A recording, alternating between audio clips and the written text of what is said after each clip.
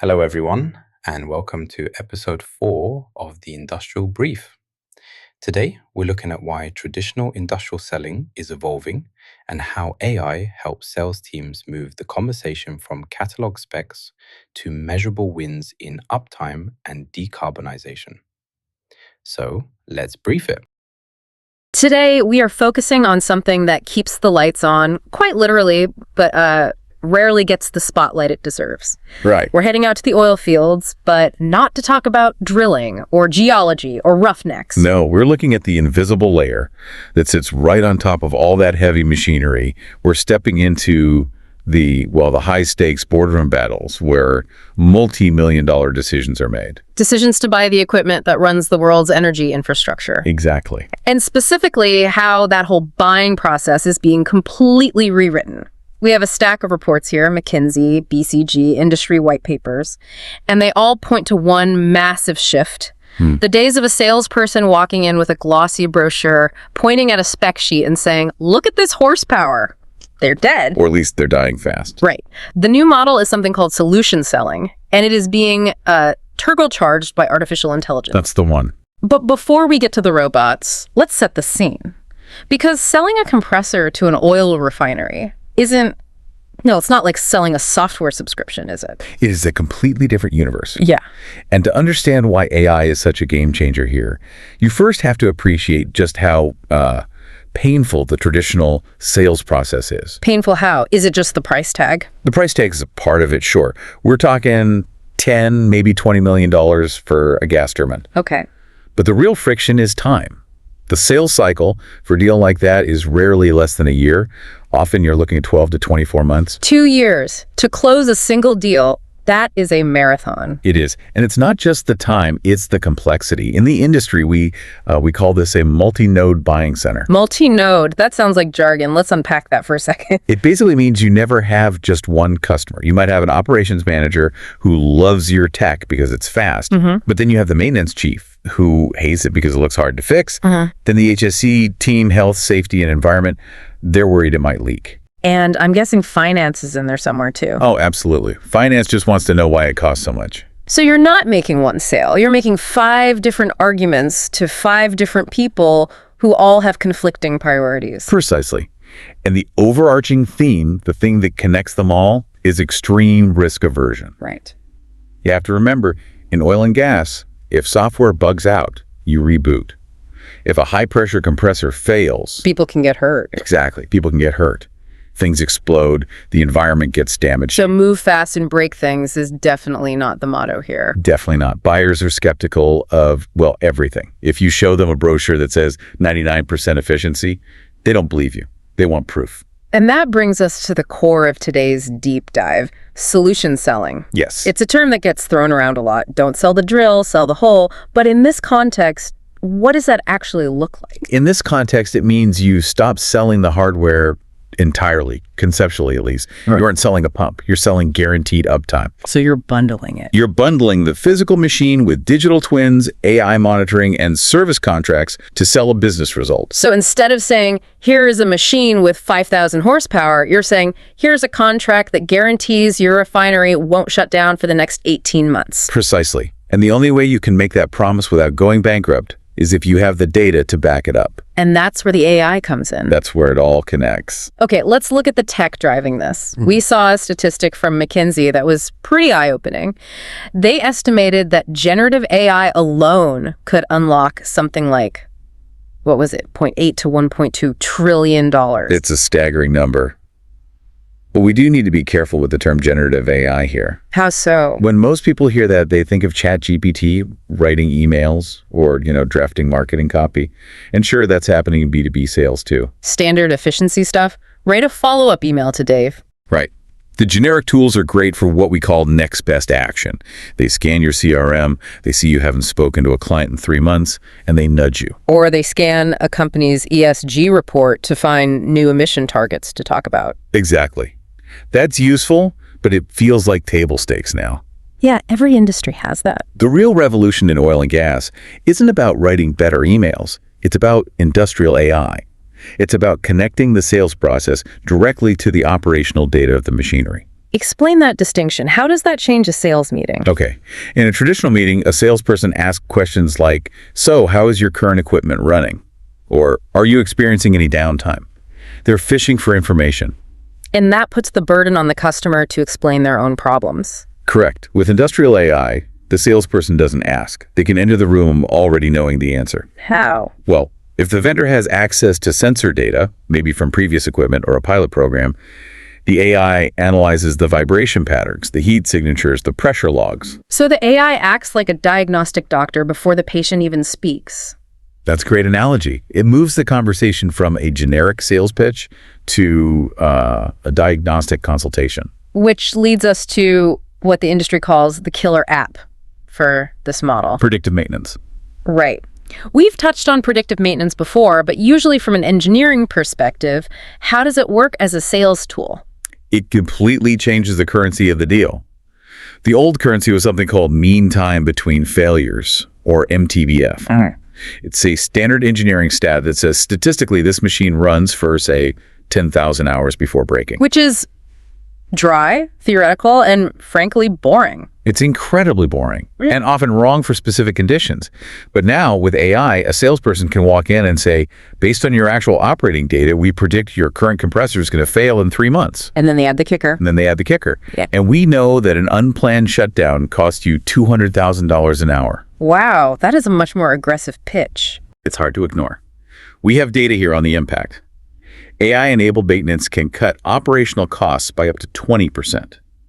For critical assets, it can reduce unplanned shutdowns by 20 to 30%. And we have a real-world example here from Shell. They reported a 20% reduction in unplanned downtime and 15% lower maintenance costs just by implementing these systems. So when a salesperson puts those numbers on the table, they aren't selling a feature. They're selling avoided cost. They're literally selling money back to the client.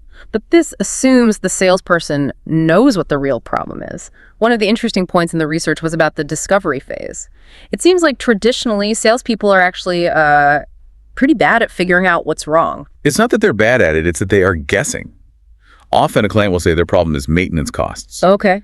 But if you dig into the data, the real problem is that a specific machine is tripping offline and causing emission spikes, which brings the regulatory agencies down on them. So the client thinks they have a money problem, but they actually have a compliance problem. Exactly.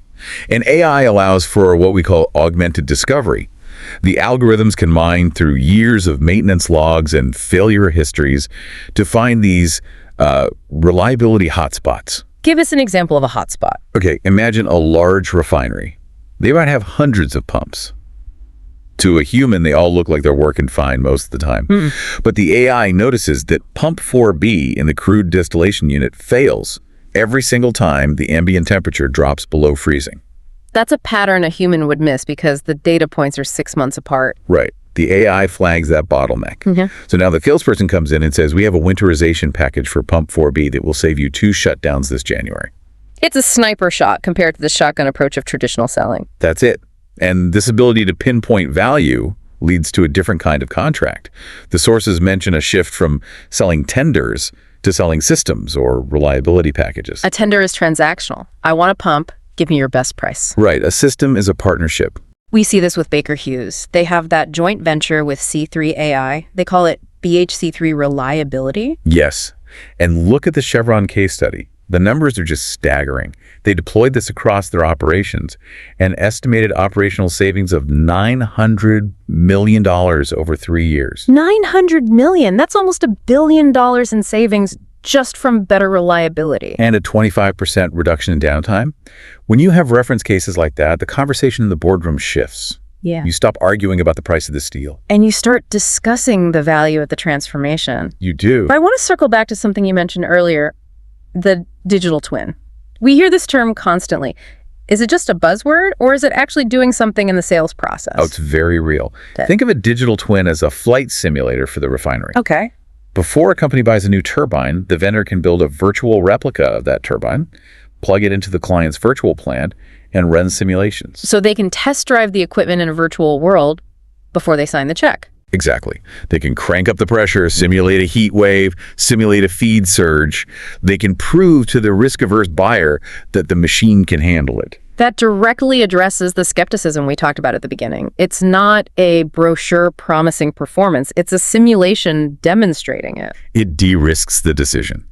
And in this industry, whoever reduces risk the most wins the deal.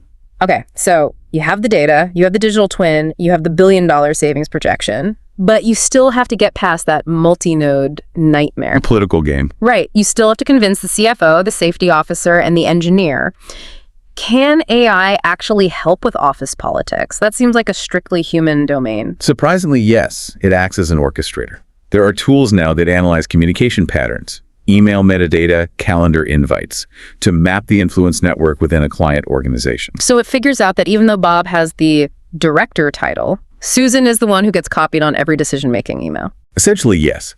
It identifies the hidden influencers.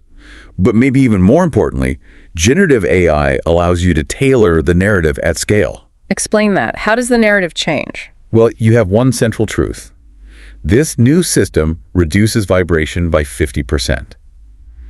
But you can't say that to everyone. If you tell the CFO about vibration, his eyes will glaze over. Right. So for the operations and HSE people, the AI drafts a narrative focused on safety. Lower vibration means less fatigue risk and fewer pipe ruptures. It won't blow up. Correct. But for the finance team, the AI spins that same data into a CapEx story. Lower vibration extends the asset life by 5 years, which means you can defer capital expenditure. It saves cash. And for the sustainability or ESG team, it translates it again. Efficient operation means 3% less energy consumption, helping you hit your net zero targets. So it's the same product, the same data, but 3 distinct languages for 3 distinct tribes. And doing that manually for every deal is exhausting. AI does it instantly. It makes sure every stakeholder hears the value proposition that matters to them. It sounds like we are moving toward a world where the product itself is almost secondary to the data package wrapped around it. In many ways, yes. We are seeing a move toward equipment as a service. This is the ultimate end state. Is this like the Rolls-Royce power by the hour model for jet engines? Exactly like that. You don't buy the compressor. You pay a monthly fee for the compression. If the machine stops, the payments stop. Or the vendor pays a penalty. That puts a tremendous amount of risk on the vendor. It does. And they can only accept that risk if their AI models are accurate enough to predict the life cycle costs down to the penny. If the AI is wrong, they lose money. But if it's right, they lock in a customer for 20 years. This all sounds incredibly efficient, but I have to ask the uncomfortable question. If the AI is diagnosing the problem, simulating the solution, and writing the emails, what is the human salesperson doing? Are we automating them out of a job? Yeah. It's a classic fear, isn't it? But the sources are very clear on this. It's not a replacement. It's a massive reskilling. The profile of the successful salesperson is changing completely. So the relationship guy who just takes clients out for golf is in trouble. If that's all they offer, yes, they're obsolete. The new profile is what the industry calls the hybrid sales engineer. A hybrid meaning? Meaning they are bilingual, they can speak steel, they understand the mechanics, the thermodynamics, but they can also speak code. They need to understand data models, confidence intervals, digital integration. That is a rare combination. Usually you have engineers who are great at math but hate talking to people, and salespeople who love people but, Exactly. That's why these roles are so highly valued right now. There's also a rise in value engineers. These are the people who validate the ROI. They sit down with the client's CFO and walk through the spreadsheet to prove the math works. And transparency seems to be a big part of this too. You can't just say, the black box says buy this. No, you're selling to sophisticated engineers. If you can't explain why the AI is predicting a failure, if you can't explain the limitations and the false positives, they will kick you out of the room. So the human needs to build trust in the algorithm. Yes. So for a company listening to this, maybe a vendor who is still stuck in that product push mentality, where do they start? You can't just flip a switch and become an AI powerhouse overnight. The advice from the literature is to start with pilots that matter. Pilots that matter. Don't run a pilot on the coffee machine or some auxiliary water pump that nobody cares about. It's low risk, sure, but it's also low reward. If it works, nobody even notices. Exactly. Pick a fight you actually want to win. Pick a critical asset, an LNG liquefaction train, a main crude pump, something where if it stops, the company bleeds money. And if you can prove value there, using your data in your models, you have a customer for life. You just need to agree on the scorecard beforehand. That's a crucial point. You have to co-define the success metrics with the customer before you start. If we reduce vibration by X, that is worth Y dollars. Establish that baseline. It's been a fascinating tour. We've gone from a world of selling big, dumb metal boxes based on horsepower to selling intelligent systems based on guaranteed financial outcomes. It's a complete transformation of the business model. For vendors, the strategic implication is stark. If you remain a pure hardware seller, you will be commoditized. You'll be fighting on price forever. The goal is to become a solution orchestrator. Exactly. And for the buyer, it means better reliability, lower emissions, and less risk.